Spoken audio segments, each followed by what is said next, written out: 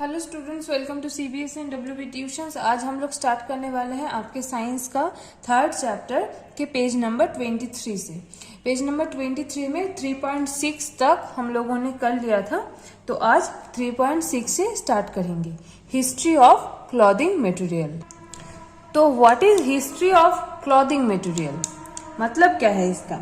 तो हमारा जो इतना क्लॉथिंग मटेरियल्स जो आता है, जो कॉटन, फिर सिल्क आया, फिर उसके बाद ऊल, सिंथेटिक फाइबर, ये सब का शुरुआत कहाँ से हुआ? मतलब ये क्लॉथ पहनने का सिलसिला कहाँ से शुरू हुआ? क्योंकि जब हम एंशियंट टाइम में देखेंगे, इनसे मतलब एकदम जब इंसान जब नेकेड घूमते थे, तब तो क्लॉथ का सिलसिला नहीं शुरू हुआ ना। तो उसके बहुत देर बाद, मतलब उसके सदियों बीत गए, फिर उसके बाद क्लॉथिंग का जो ट्रेंड है वो स्टार्ट हुआ। लेकिन वो स्टार्ट कैसे हुआ, थोड़ा बहुत हिस्ट्री है इसमें। अब देखिए, have you ever wondered that what materials people used in ancient times for cloth? आप लोगों ने देखा होगा टीवी पे कि एंशियंट पीपल्स क्या करते थे, पत्ते पहनते थे, ट्विग्स पहनते थे। हम लोग कभी कभी शो करते हैं, कोई ड्रामा करते हैं, तो एंशियंट अगर कोई बना होता है तो वो ट्विग या फिर पत्ते या फिर सोचिए कि लकड़ी का छोटा छोटा टुकड़ा, उसको ज्वाइन करके कपड़े बनाते थे। ठीक है, वो तो सब आपने देखा ही होगा। लेकिन कैसे करते थे वो हम देखेंगे। It appears that in those times people used the bark and big leaves of trees or animal skins and fur to cover themselves। तो पहले क्या करता था लोगों, ट्रीज का जो छाल है, जिसको एक ट्री खड़ा हुआ है, उसके जो स्किन है, वो स्किन को निकाल के पहनते थे। फिर उसके बाद बिग लीव्स, बहुत बड़े बड़े जो पत्ते होते हैं, वो पत्ते पहनते थे। फिर उसके बाद क्या हुआ, एनिमल स्किन। ठीक है, एनिमल स्किन पहनते थे। जो एनिमल वो लोग खाने के लिए शिकार करते थे, उसी एनिमल का स्किन निकाल के वो लोग पहनते थे। तब तो उतना लेदर का या फिर आपके जो लेदर जैकेट, अब एनिमल स्किन से क्या बनता है, लेदर जैकेट्स एंड शूज, ये सब बनता है। तब उतना तो नहीं था, वो एनिमल स्किन डायरेक्टली पहन लेते थे। फिर उसके बाद फर्स टू कवर देमसेल्फ। फर मतलब क्या? फर मतलब वो जो एनिमल का जो ऊपर का जो हेयर्स है, उसको फर कहते हैं। तो ये सब भी कैसे शुरू हुआ?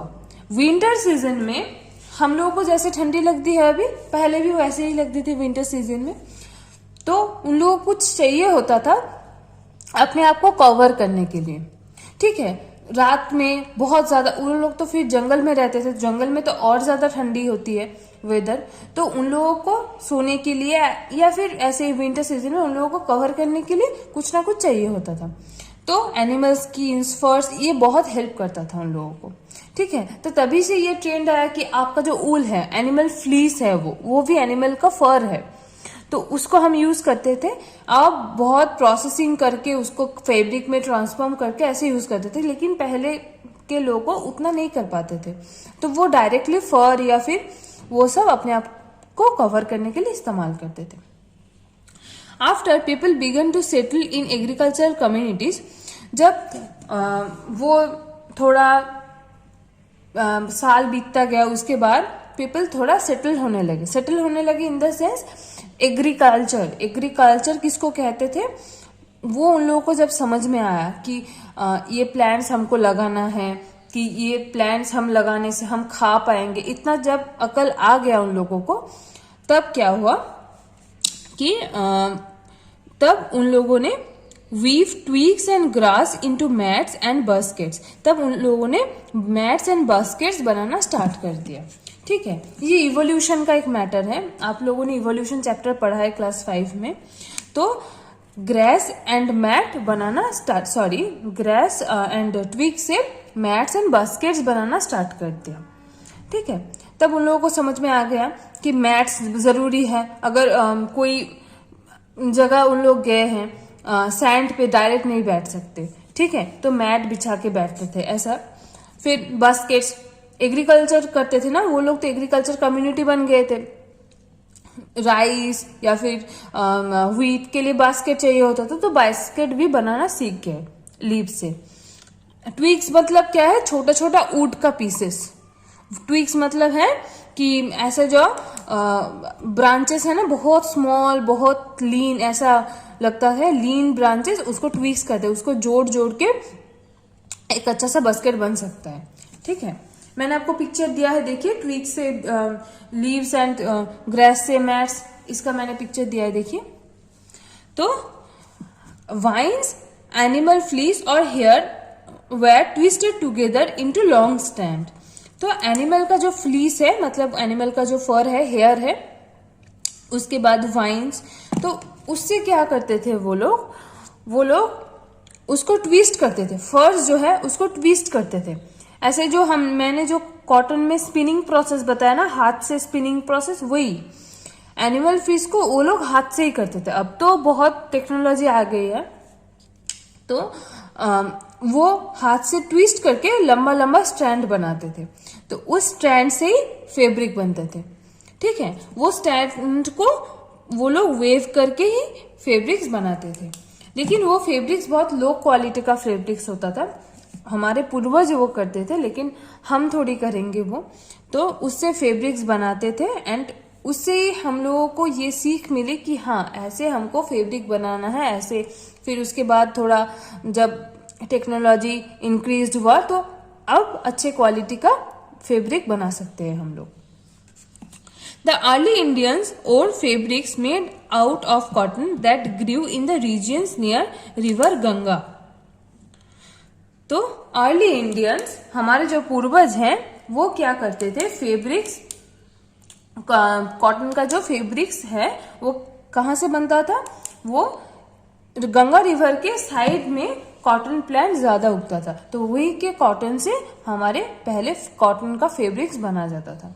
फ्लैक्स क्या है, flax is also a plant that gives natural fiber. So what is flax, flax is a natural fiber. जैसे कॉटन है, जूट है, तो फ्लैक्स भी नेचुरल फाइबर है। In ancient Egypt, cotton as well as flax were cultivated near river Nile. तो ancient time में क्या होता था कि इजिप्ट में, मेनली एंशियंट इजिप्ट में, फ्लैक्स एंड कॉटन, ये दोनों से फैब्रिक्स बनाया जाता था। In those days teaching was not known. तो उस टाइम पे जो फैब्रिक कट करके फिर स्टिचिंग करना, ये उन लोगों को नहीं पता था। ठीक है, क्योंकि नीडल, फिर उसके बाद आपका जो हमारे सुई, फिर ऐसा जो इंस्ट्रूमेंट्स हैं, ठीक है, स्टिचिंग मशीन्स, ये सब तो नहीं आया था, तो स्टिचिंग करना उन लोगों को नहीं आता था। लेकिन बाद में वो भी धीरे धीरे इवोल्यूशन होते गया, तो उसके बाद ये सब इन्वेंशन स्टार्ट हो गया। जैसे कि देखिए, people simply drape the fabrics around different parts of their body. तो पीपल क्या करते थे, ऐसे सोचिए कि ये हैंड को कवर करना है, सिंपल वो जो फैब्रिक का एक टुकड़ा लेते थे, उसको ऐसे रोल कर देते थे। ठीक है, वैसे ही बॉडी के डिफरेंट पार्ट को ऐसे रोल करके पहन लेते थे, तो उन लोगों को स्टिचिंग करना नहीं आता था। ठीक है, फिर उसके बाद many different ways of draping fabrics are used. तो ये बहुत सारा डिफरेंट वेज है, मतलब ये ड्रैप करने का। वैसा ही एक आप बोलिए, वैसा ही एक ड्रैपिंग, क्लॉथिंग हम लोगों में क्या है, हम लोग क्या ड्रैप करके पहनते हैं, साड़ी, धोती, ये सब लुंगी, ये सब फैब्रिक्स आ गए थे, लेकिन ये सब स्टिचिंग नहीं। साड़ी तो स्टिच करने की जरूरत नहीं। हाँ, अभी डिजाइनर साड़ी बहुत सारी आ गई है, लेकिन नॉर्मल जो ट्रेडिशनल पहले, जब पहले का अगर फिल्म्स देखे होंगे, तो नॉर्मल जो साड़ी है उस फैब्रिक को ही सिर्फ बनाया जाता था। तो ड्रैपिंग प्रोसेस वहां से आया, कि क्योंकि तब स्टिचिंग ऐसा कुछ नहीं चल रहा था। ठीक है, स्टिचिंग उन लोगों को पता ही नहीं थी, नीडल का इन्वेंशन भी नहीं हुआ, तो साड़ी धोती तब से चला आ रहा है। ठीक है, फिर लुंगी, जो टर्बन लुंगी ट्राइब्स जो पहनते थे, वो लोग लूज कपड़ा होता था। फिर है ना, नीचे कोई कोई पहनता है कि धोती, फिर ऊपर में एक चादर सा ओढ़ लेते हैं। तो सिर्फ फैब्रिक ही होता था, स्टिचिंग करके उसको अच्छा बनाने के लिए कुछ नहीं होता था। तो ड्रैप करके पहनना है। अगर आपको पूछा गया कि एग्जाम में name some piece of unstitched cloth that are used by ancient people to drape them, तो आपको लिखना है साड़ी, धोती, लुंगी, टर्बन। ये बाद में देखते हैं, मैंने बता दिया है पहले। तो with the invention of sewing needle, needle invention होने के बाद people started stitching fabrics to make clothes.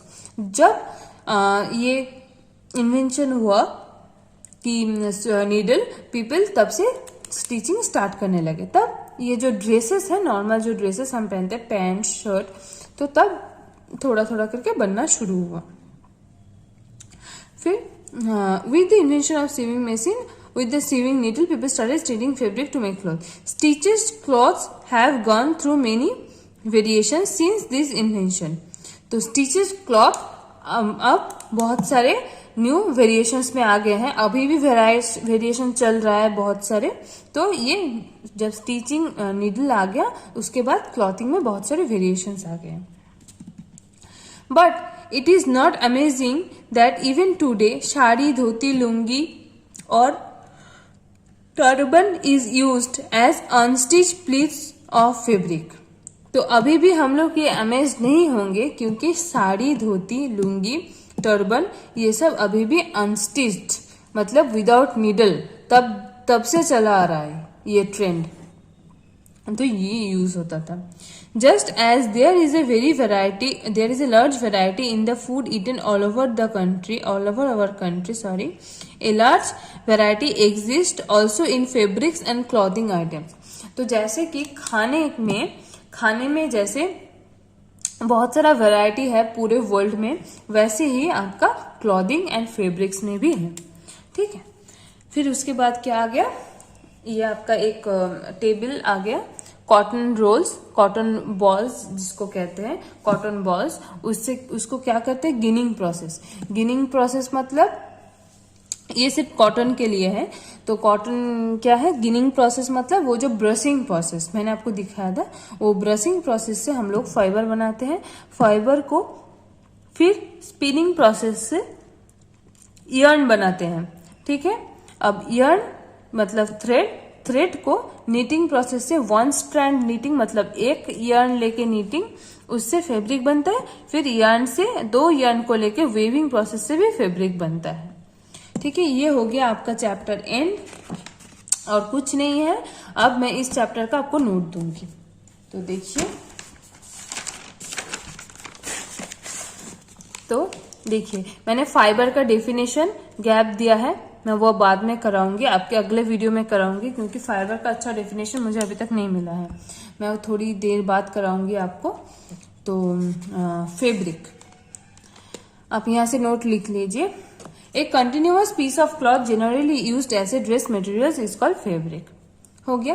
Kind of fibers, natural fiber, synthetic fibre.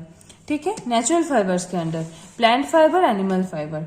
The fiber which is found in the parts of plant, it is called plant fiber. The fiber which are obtain from the animal skin और cocoons, it is called animal fiber. Plant fiber के अंदर cotton, jute, coconut, lotus, banana leaves.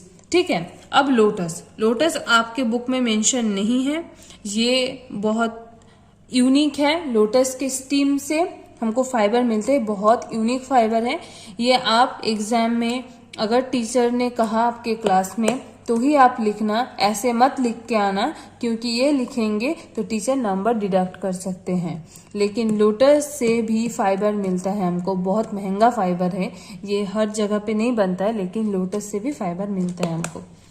तो ये आपको नहीं लिखना, ये आपको लास्ट में स्टार मार्क देके लिखिए, क्योंकि ये अगर टीचर आपके क्लास में अगर बोलेंगे तो ही आप मेंशन करना, क्योंकि ये आपके सिलेबस में नहीं है। एनिमल फाइबर में है ऊल, सीप से बनता है, कैमल, रैबिट, बहुत सारे हैं। फिर उसके बाद सिल्क वर्म। फिर wool can also be get from goat, camel, yak, angora rabbit. ठीक है, मैंने वीडियो में ही बोला था आपको, आप लोग लिख लीजिए, ये नोट डाउन कर लीजिए। फिर उसके बाद क्या है, सिंथेटिक फाइबर। सिंथेटिक फाइबर क्या है? The fibres obtain from the substances which are chemically processed in the factories and laboratories. तो सिंथेटिक फाइबर क्या है? The fibres obtain from the substances which are chemically processed in the factories and laboratories. It is obtain mainly from petroleum product. तो synthetic fibre कहाँ से मिलता है? Mainly from petroleum product. Example क्या है? Nylon, polyester, ट्राइलिन, ठीक है, and etcetera. फिर उसके बाद हम आते हैं कॉटन। कॉटन डिस्ट्रीब्यूशन मतलब ग्रो कहाँ कहाँ पे करता है? मैंने आपको एक गलती किया था, मैंने आपको जब टेक्स्ट में वीडियो पढ़ा रही थी आपको, तब मैंने गलती से आसाम बोला था। तो वो स्टेट आसाम नहीं होगा, आसाम से जूट प्रोडक्शन में होगा, तो कॉटन आसाम में नहीं होगा, वो मेरे से गलती हो गई थी। तो आप देख लीजिए distribution, it grows in black soil and having warm climate.